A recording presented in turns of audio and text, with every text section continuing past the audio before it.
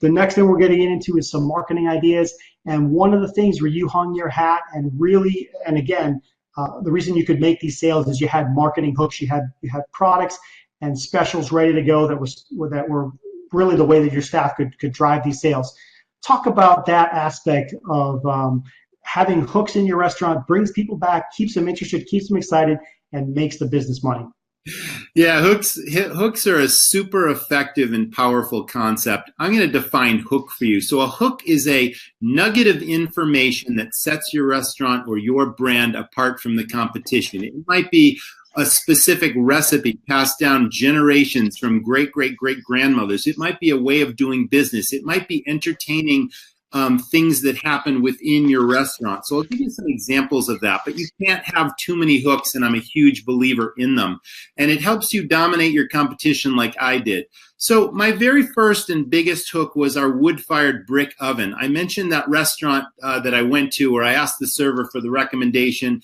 I actually expected to see the brick oven on display because it's not just a piece of cooking equipment. It is really, really special. I tried to do things exactly as they do where pizza was invented in Naples, Italy. I duplicated the oven. It burned at 900 degrees. It was such a showpiece. I had to put it right in the middle of the dining room floor where all the tables surrounded it. And you'd watch my pizza makers throwing the doughs in the air, and they'd be entertaining the customers, and the customers would come up and they'd be asking them all kinds of questions, and the pizza makers were like flipping and spinning the pizzas in there so they wouldn't burn. It was crazy fun to watch. So that was a hook for me. We also had these birthday candles, and not just ordinary candles. We sold these things for $5 a piece because they created a spectacle in the dining room. You can get these online on eBay. And you light the candle. They're perfectly safe. They're non-toxic, but it's like a Roman candle where it shoots a shower of sparks 3 feet off the table or off the dessert. And they became so popular that whenever someone had a birthday, the staff would come up, you know, we had our own birthday song, not the traditional one, and they'd walk in carrying the dessert with this candle on it, and they set it in front of the customer, and then for the next 20 seconds, it's shooting this shower of sparks off the table. And when it went out and it finally, you know, was over, the entire dining room would erupt in applause. I mean, that was entertainment. That was fun. It was show business. That was a hook. We used to have a fire pit inside our restaurant, and we'd build a fire and we'd pass out sticks and marshmallows for the kids. It was just entertainment for the kids while the parents are eating their dinner and having fun, and the kids would be roasting marshmallows. That was a hook.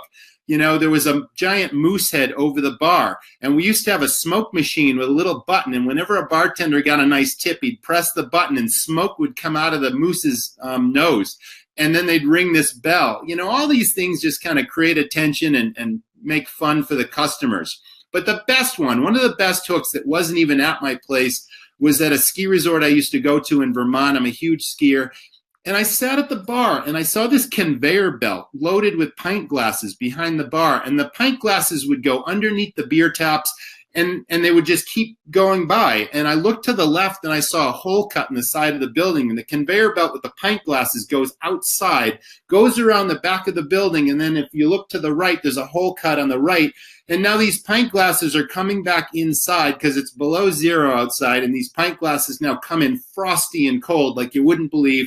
The bartender picks one off the conveyor belt, he pours your favorite beer under the tap, and he puts it in front of you, and now you got a frosty cold beer from the conveyor belt that took all the pint glasses outside. I thought that was a cool hook. So what can you come up with? You know, a way of doing business, something interesting and exciting that captures the public's imagination, where they got to take a photo of this and they're going to post it on social media and they're going to talk about it all over online reviews, and they're going to tell every customer they know how much fun they had at your place. That is the definition of a hook, and you can't have too many of those. Yeah, Roger, you said right there at the end, you can't have too many of those because certain things appeal to certain folks. I've seen the birthday candles used, and I absolutely see that picture goes right on Facebook right away. That social sharing, that social proof, and so forth. I know we've gone through other examples of yours where you have the drink with the frozen, not the frozen, but the light up. Yeah, the glow sticks inside the glacier bowls with 60-ounce drinks. You know, they were giant fish bowls with a stem. And we had probably 10 or 12 different specialty cocktails made from well drinks, you know, gins and vodkas and whatnot, rums. and fruit juices or different things. You'd put a little, blue curacao in them or a grenadine or whatever. And then those glow sticks, those plastic sticks that you crack and then it makes things light up at night. We used to put one of those in there, a Swedish fish or two in there that were swimming around in the fish bowl. And we sold these things for $20 a piece and they were pure profit. It was a cash cow. But the best thing was they sell themselves going through the dining room because they're on the trays and the new customers say, oh, what's that? That looks like fun. Bring me one of those, and it was just, and we sold just so many of those things. It was crazy.